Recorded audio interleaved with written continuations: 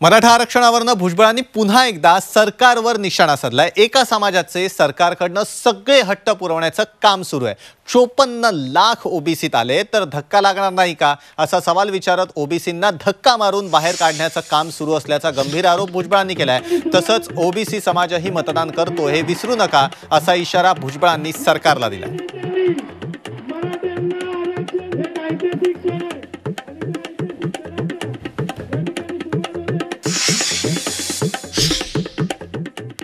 शिक्षणाचा मध्ये प्रवेश असेल तर काय, किंवा नोकरीमध्ये प्रवेश असेल तर काय, किंवा इतर ठिकाणी ज्या काही गोष्टी ओबीसीला मिळतात त्याच्यामध्ये आता हे सगळे वाटेकरी होणार। त्याचबरोबर ग्रामपंचायत, पंचायत समिती, जिल्हा परिषदेला कुठेतरी एखाद दुसरा निवडून येत होता ते सुद्धा आमचं जाणार। म्हणजे ओबीसी संपल्यासारखं आहे अशी एक भावना निश्चितपणे ओबीसीमध्ये निर्माण झालेली आहे।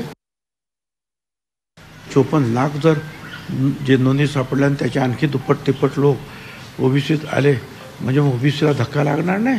धक्का लागणार नाही, ढकलून बुकलून बाहेर काढण्याचं काम आहे। नावाला ओबीसी आहे, परंतु त्याच्यामध्ये कुठलाही फायदा जो आहे ओबीसीला राजकीय असेल, शैक्षणिक असेल किंवा आणखीन काय असेल